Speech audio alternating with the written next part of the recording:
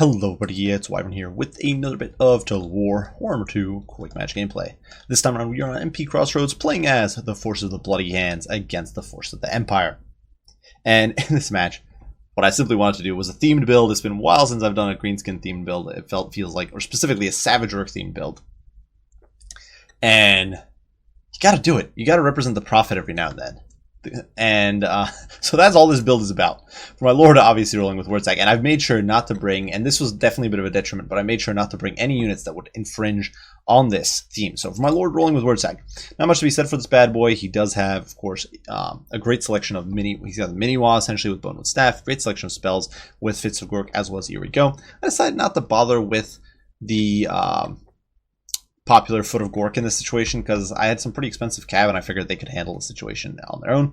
Get back here for the leadership. Wah, of course, Effigy of the Git, Bonewood Staff, Squiggly Beast for the Winds of Magic, and then Power of the Wah, granting us more Winds of Magic. So Wordsack, an absolute beast. Definitely not terrible in melee either, especially if you're fighting someone like, say, Gelt or a cheaper Lord option like, say, an Archlector or something. He's decent. Now for a front line, it is of course a very savage line. Front line is 2 Savage Orcs on the outer edge, 2 units on either end, 3 Savage Orc Big Guns in the middle. These guys wad up will basically destroy any Empire infantry in the game. The Savage Orc Big Guns will. Savage Orc vanilla variant, they'll destroy basically everything beneath like great swords when you wah them up. The units are just insane. They've got very good mobility, so once you breach that front line, they can bust through and get on top of shooting very well. And I just find them very, very fun to use. Though unfortunately, because we are going with this pure Savage Orc theme, one of the big problems here is going to be that we don't have the utility spells from, say, a Night Goblin Shaman. It also means we don't have great tools to counter Lord Sniping. Wordsack, you can, Effigy's okay, and you can obviously bring Gaze of Mork, but I decided that with just Wordsack, I'm not going to be able to zone anything away anyway. Gaze of Mork's not good enough to zone away a caster, especially the OP Empire Deathcasters with their ridiculous HP pool. So I said, screw that, we're not doing it. And of course, we can't bring Shaman for the Goblin Shaman for Vindictive Glare, so that's definitely going to be a weakness here. Second line, we do have 3 Savage Orc Arrow Boys, decent enough in melee, very powerful at range actually, just because they've got very high AP values of 6 per shot. Looking at 14 and 6, which is compared to, say, Bretonnian or the average longbow unit like Bretonnians or high elf longbows who have 16 and 3 damage. That's pretty darn potent. It's actually more than Dwarf and Empire crossbows as well. On the flanks, we do have Savage Orc Boys alongside Savage Orc Boar Boy Big Guns. This is not a unit I run very often. I don't think they're particularly good. And if you guys saw my Fixing the Forgotten, you know I don't have the greatest opinion of them. But a Savage Orc Boar Boy Big Guns especially will do pretty well. They'll out-trade Empire Heavy Cav right up to Knights of the Blazing Sun. And they'll trade pretty efficiently even into Demigryphs and units like that. They're definitely no pushovers, no slouches, especially with some spells thrown in the mix. Then my opponent, he went with a super wide build. Front line mixed up great swords, swordsmen, some spears in the mix there as well. Spearmen with shields, soak up some arrow pressure. Multiple halberds on the periphery. In the skies, he does have a Caster of Death, which is going to be a huge pain in the rear because, of course, he's going to be able to snipe poor Wordsack potentially. All he brought is Spear Leech, a Power Stone, and Life Leeching, which is so annoying. This is kind of the thing I was expecting, but I didn't want to ruin that theme. You can't ruin the theme. You gotta stick with it. And so no Vindictive Glare or Doom Divers or anything like that. And over here we do have Boris, who's got a decent amount of keys. He's got Hold the Line, he's got the Midland Rune Fang, and Foe Seeker. So relatively cheap, no crazy amount of debuffs, which is definitely going to be nifty. And besides that, my opponent does have some shooting. He's got Silver Bullets, he's got Crossbows. He also does have a single unit of cav, Empire Knights here, to provide some mass and backline defense. Now, one mistake, in my opinion, here with his deployment is that the halberds are out on the flanks. Now, obviously, my opponent might have been wary of archers or missile units, but the fact that these guys have expert charge defense is huge when you're dealing with Savage Orcs. In my opinion, you would want these guys in the front, ready to zone out the charges. But my opponent did not do that, so they're here protecting. I think you'd be better off having spears over here, and the halberds traded out for, say, these units right here. That said, that is not the case here. You can see the Hammer Witch is pounding away at the Savage Orcs, but my opponent, perhaps not realizing what units I had, is not targeting the Big Guns, who are probably a better target. Also not targeting my Boar Boy Big Gun or normal Big Guns anymore, so that's definitely going to be beneficial. And we are simply trying our best to close the gap, as my opponent immediately hits me with Spear Leech, and that is going to be the theme of the game. Spam Wordsack with Spear Leech until I lose him, most likely. over on the flank here. The Savage Orc Boar Boys are trying to get in on the flanks. I was simply trying to overwhelm my opponent. Now, the problem with Boar Cav is they're very slow. This is why with more competitive or serious builds, you want to bring some Wolf Riders or Squakes or something. But that's not the theme here. The theme here is Savages. Now, Silver Bullets here are pounding away at the Savage Orcs, doing some damage, but the Arrow Boys are going to start unloading, and you can see the damage against the Greatswords is not bad. Knocking them down by a 600 in just a few shots, and in come the Savage Orc Big Guns, Wah Pop, we're getting that charge bonus boost, and we're actually going to overwhelm these bad boys pretty darn quickly. Certainly there is some nasty trading at the beginning, but with Wah we'll do well. And in the meantime, in the backline, my opponent is getting compromised. You can see the normal Savage Orc Boar Boys diving in on the crossbows, Savage Orcs flying around the flanks, and immediately the peripheral troops are dying and buckling and routing. The Big Guns just had a total field day with these swordsmen. They dropped them dead in like 10 seconds. And are just plowing through, and this is where disaster is striking. My opponent is just buckling all over. Now, his Wurtzag is spear leeched here, so go figure. That was to be expected. On the flanks, my opponent does get some decent zoning with the spears, but we are able to sneak through, get our Boar Boy Big Guns on top of the Knights. And here in this pit fight, we're going to be doing well. The Savages just going to start crushing the spears. The Savage Orc Boar Boy Big Guns not doing terrible against the Knights. You can see just how badly they're getting dumpstered. We're going to cast a spell here. I do believe this is, here we go. Going to buff us. Unfortunately, the Savage Orc Boar Boys are going to take that away with them, which is a huge issue, but what can you do? Meantime, the Big Guns with Fists of Gorecast are just plowing through, overwhelming the backline, and Wurtzag running for dear life here, the Baconator, trying to escape the Amethyst Wizard. You might be wondering why I did not use Effigy. I actually used it recently against Boris, so I didn't have it available, and what can you do? We're getting run down, and this was kind of something I knew was going to happen with no smoke bombs and no Goblin Shamans, but oh well, it is what it is. Wurtzag is routed, but you can see our archers here with the Savage Orc Big Guns overwhelming the line. The Greatswords buckled. The fact that we did get that wall off was critical. The front line is going in our favor. The swordsmen here getting crushed by the Savage Orcs, same with the spears. Although my opponent is able to dispatch some of these backline troops, the fact of the matter is these Savage Orc Big Guns are having a field day. They're going to crush these Knights. They've crushed the Hammer of Witches. They're basically pure goners. Boris is decent, but keep in mind these guys do have a bonus for charge of 5, so they're going to be doing some bonus damage, have better melee attack against him, and they're sticking around in there. They're doing some good work, and Frenzy keeps them immune to fear and terror, which is nice. On the flanks, in the meantime, you can see that pocket of savages. Like I said, that speed is a huge factor here, because we're able to overwhelm this pocket. Something I think a lot of people underestimate. The difference between, say, 31 speed or something and 37 on infantry is huge. In the meantime, Wurtzag does actually come back. He rallies. And we're actually able to surround the Amethyst Wizard here. And of course, he's got the bugged H people, which is frustrating to say the least. He's actually getting beaten down here by the Savage Orc Archers, who are taking no prisoners. They're pretty darn good in melee. So they're going to put him to Pound Town. But unfortunately, he's Spirit Leeching Wurtzag again. So that's just going to be the theme of the game. So I hit these bad boys with the Fist of Gork. Gets me the map-wide Bonewood Staff effect.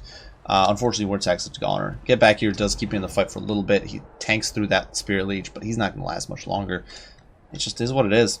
There's nothing I can really do about that. He's going to rout, and that is it. In the meantime, though, on the periphery, things are going very well for us. Savage Orcs here overwhelming the backline, and once again, taking advantage of that high speed to crush Silver Bullets, crush these crossbows, get in on Boris. Boris, of course, trying to extricate himself here, but getting pounded pretty hard. The Savage Orc Big Guns not letting him escape too easily. And we're using our infantry, as well as our other boar boys, to overwhelm my opponent's infantry pockets, and it's going relatively well. Over here, Boris is finally forced to sort of sit tight and fight, which is definitely going to be beneficial. Our archers are rallying and pushing forward. And yeah, things all in all going pretty well. Wurtzag is about to get sniped by a Spirit Leech again. Just so frustrating. It's going to tank my leadership. And this is probably a misplay, and it's not something I really thought about at the time. But when you use missiles, if they hit your troops, you take the missile penalty as well. I do believe. So,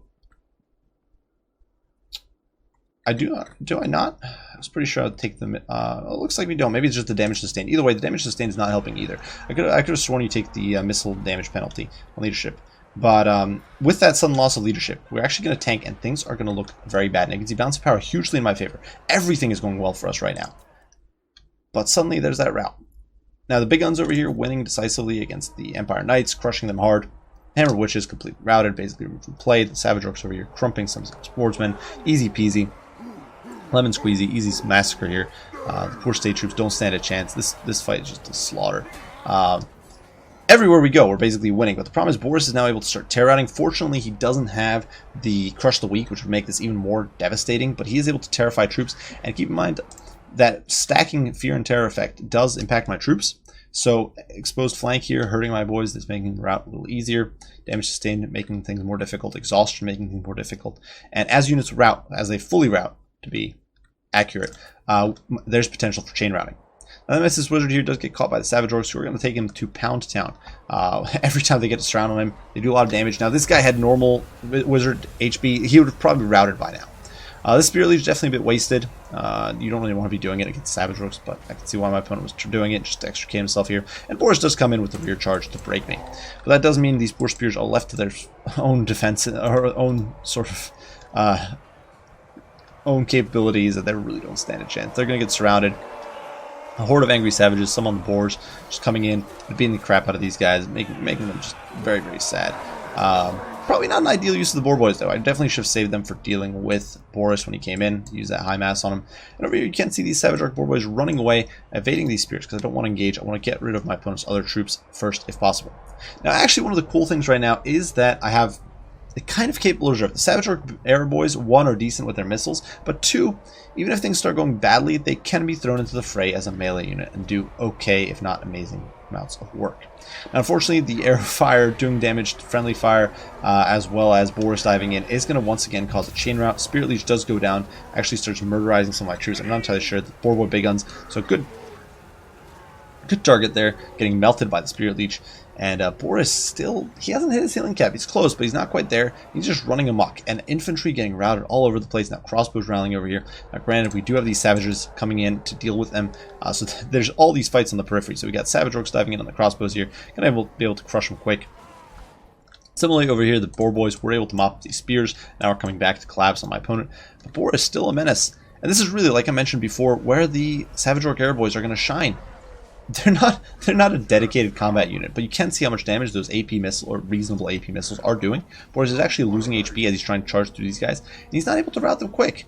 They've got okay melee stats, they feel confident, he dives in on the Savage Orc Big Guns, and it's just not enough. At this point, my opponent isn't able to get rear charges, he's not able to route things quick.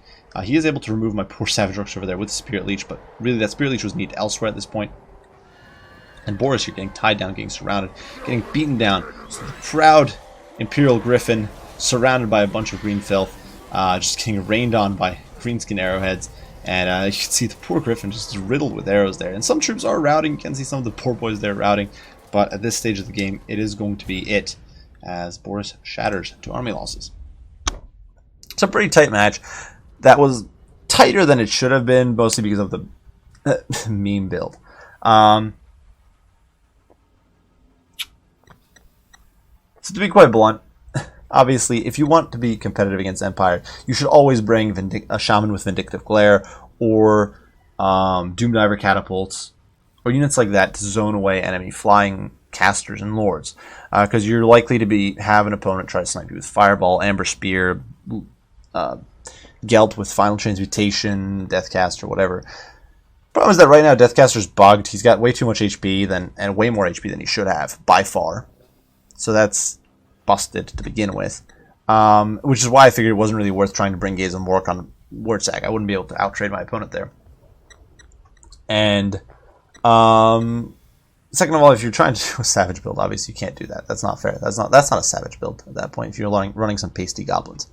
Well, that said, Savage build against Empire as a whole is pretty competitive. Orc Boar Boy Big Guns, not the greatest cavalry, but against Empire you don't have to worry about single entities too much, and they're definitely decent against Empire heavy cap, especially with some proper magic support from a character like Wordsack. Same with Savage Orc Boar Boys. Not the greatest cavalry, but they'll run down cheap trash okay. They can do damage to great swords because they got good AP. They can get in on a hammer of witches. They'll even trade well with, say, Empire Knights if you throw a few buffs on them. Savage Orcs, of course, amazing against all Empire infantry except great swords. Big Guns, amazing against literally all Empire infantry, plus good against their cavalry. And in this game, they were just able to swarm all over my opponent. Like I said, deploying the halberds in the front would have probably been a good idea. Obviously, my archers could have focused them, but still, I think it would have been the way to go. And finally, Savage Orc Air Boys, no pushovers. And you saw in melee there, they actually put the smack down on Boris a little bit, and as well as on the Deathcaster. They also helped pressure the greatswords and just apply constant missile pressure to critical units, which is very valuable. Now for my opponent, definitely a bit of a gimmicky build, looking to spam that Spirit Leech, and The Amethyst Wizard just now, right now, is busted. It's a very difficult caster to snipe just because of how much HP it has and how cheap of a unit it is. If you're wasting all your magic to snipe like a 600 gold caster or something, it's kind of a waste. But as a whole, I think this build is not necessarily what you want against Greenskins. You're never going to be able to kite your opponent. If your opponent decides to commit and just crush you in melee, this build is stuck fighting in melee. If your opponent brings like a unit or two of Blackworks, this is going to go even worse because they're going to crush your greatswords even faster. And if they bring, say, a Shaman or two, something to zone away Boris especially, more competitively. If they bring in a Ragnarok Queen, who's going to be pretty tanky against most of this, and you can spam her spiders to shut down silver bullets and stuff like that. There's more abusive builds that Greenskins could bring. And this build won't hold up to it, in my opinion, because you just have too much infantry. The infantry is going to get crushed. You don't have enough missiles to do damage. You don't have enough heavy cav. In my opinion, you need to go ditch some of these units. Ditch some of these spears. Ditch the greatswords, maybe. Go wider with cav. In my opinion, a lot more cav. It's one of the few matchups where the steam tank is very powerful. I really wouldn't bring stationary artillery pieces or missiles. I just don't think it's worth it against them, against Greenskins, because they're just gonna their infantry potential is just so ridiculous with WoW, and against a dedicated, and because Empire has no cooldown resets. A Greenskin player who wants to rush you and wow you with infantry is going to succeed, especially against a build like this one. So finally, another thing I would mention is that Boris, I would try to bring Crush the Weak on him, as well as the White Cloak of Ulrich. Being able to drop your opponent's stats by a bunch, making them lose in combat by more, and then in turn routing them because of the leadership drop, is a very potent sequence. It can really help against Greenskins, especially you don't have great leadership to begin with. If you're going to run Lord of Death, you can even combo that with like a Doom and Darkness or something. But there's a lot of leadership abuse you can do against Greenskins, and I think that could help as well. Regardless, we'll play to Rixen here. Definitely was a fun match and came right down to the wire. I think just a few more things having gone a little bit more in his way, and it could have gone very differently.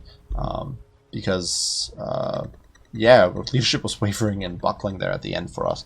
And definitely a very, very narrow game. So well played. Hope you guys enjoyed the video. Hope you found it entertaining and fun. If you did, be sure to leave a like, subscribe, and share. If you have any comments, criticism, questions, don't hesitate to put them down below. And I will do my best to respond as soon as I can. I do thank you all for watching, and I will see you all in the next one. Bye for now.